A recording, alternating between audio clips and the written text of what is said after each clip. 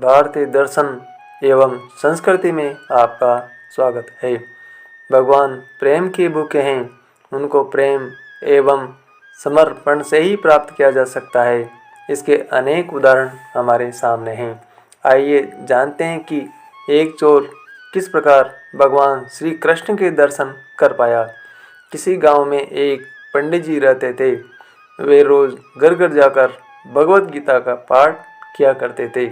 एक दिन उनको एक चोर ने पकड़ लिया और कहा, तेरे पास जो कुछ भी है वह मुझे दे दो। तब पंडित जी बोले कि बेटा, मेरे पास कुछ भी नहीं है। तुम एक काम करना, मैं यहीं पड़ोस के घर में जाकर भगवत गीता का पाठ करता हूँ। वह यजमान बहुत ही दयालु एवं दानी है। जब मैं कथा सुना रहा होऊंगा तुम उनके घर में जाकर चोरी कर लेना। चोर मान गया। अगले दिन जब पंडित जी कथा सुना रहे थे तब वह चोर भी वहाँ आ गया। तब पंडित जी बोले कि यहाँ से मीलों दूर एक गांव है, वृंदावन। वहाँ पर एक लड़का आता है जिसका नाम कान्हा है। वह हीरों एवं जवाहरातों से लदा रहता है। अगर कोई लूटना चाहता है तो उसको लूटो। वह रोज रात को उस पीपल के पेड़ के नीचे आता है जिसके आसपास बहुत सी झाड़ियाँ हैं। चोर ने ये सुना और खुशी खुशी वहाँ से चला गया। वह चोर अपने घर गया और अपनी पत्नी से बोला कि आज मैं एक कान्हा नाम की बच्चे को लूटने जा रहा हूँ। मुझे रास्ते में खाने के लिए कुछ बांध कर दे दो। पत्नी ने कुछ सत्तू उसको दे दिया और कहा कि बस यही है जो कुछ भी है। चोर वहाँ से यह संकल्प करके चला कि अब तो मैं उस कान्हा को लूट के ही आऊँगा। वह पैदल ही पैदल टूटे चप्पल में ही वहाँ से चल पड़ा। रास्ते में कान्हा का नाम लेते हुए वह अगले दिन शाम को वहाँ पहुँचा जो जगह उसे पंडित जी ने बताई थी। अब वहाँ पहुँचकर उसने सोचा कि अगर मैं यहीं सामने खड़ा हो गया तो बच्चा मुझे देखकर भाग जाएगा, तो मेरा यहाँ आना बेकार हो जाएगा। इसलिए उसने सोचा क्यों न पास वाली झाड़ियों में ही छुप जाऊँ। वह जैसे ही झाड़ी में घुसा, झाड़ियों के कांटे उसे चुभने लगे। उस समय उसके मुंह से एक ही आवाज़ आई, कान्हा कान्हा। उसका शरीर लहूलुहान हो गया, पर मुंह से सिर्फ यही निकला, कान्हा आ जाओ, कान्हा आ जाओ। अपने भक्त की ऐसी दशा देखकर कान्हा जी चल पड़े।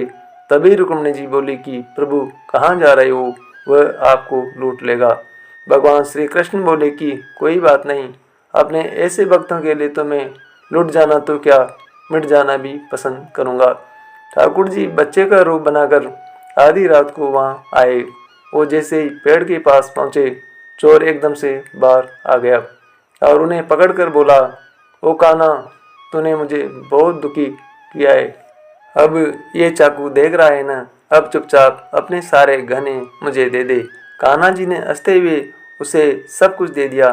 चोर हंसी खुशी अगले दिन अपने गांव में वापस पहुंचा।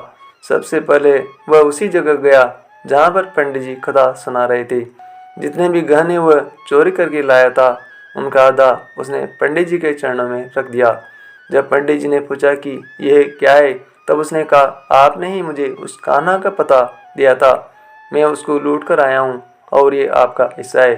पंडित जी ने सुना तो विश्वास ही नहीं हुआ।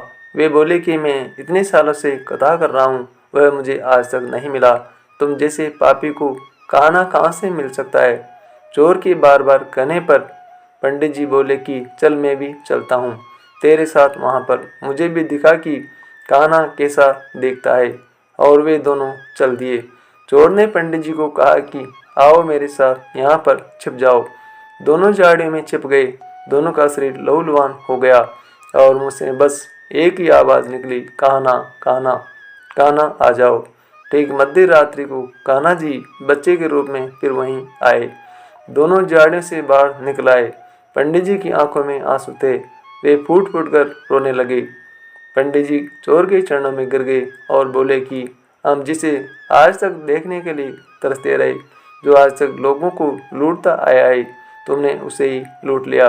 तुम धन्य हो, आज तुम्हारी वजह से मुझे कान्हा के दर्शन हुए हैं।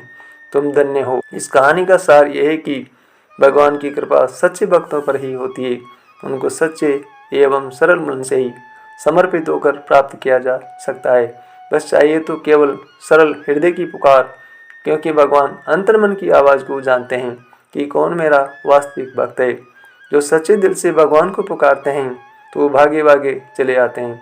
भगवान तो प्रेम की भूखे हैं, उनको कुछ नहीं चाहिए, बस तुम्हारा समर्पण चाहिए।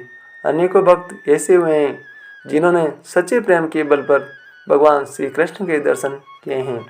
रामायण में एक चौपाई आती है, मोहि कपट चल छिद्र न भावा, निर्मल मन जन सो मोहि पावा। भगवान कहते हैं कि मुझे छल कपट पसंद नहीं है। जिस मनुष्य का मन निर्मल एवं निष्कपट हो वही मुझे प्राप्त कर सकता है। अतः भगवान की भक्ति प्राप्त करने के लिए सरल हृदय का होना आवश्यक है। जय श्री कृष्ण।